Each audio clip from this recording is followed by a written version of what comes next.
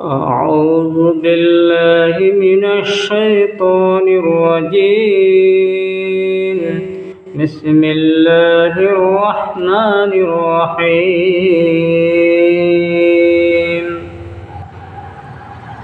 فلا أقسم بما تبصرون وما لا تبصرون إنه لقول رسول كريم وما هو بقول شاعر قليلا ما تؤمنون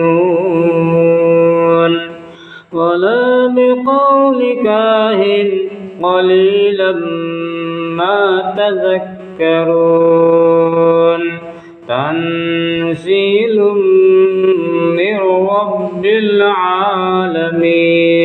ولو تقول علينا بعض الأقاويل لأخذنا منه باليمين ثم لقطعنا منه الوتين فما منكم من أحد عنه حاجزين وإنه لتذكرة للمتقين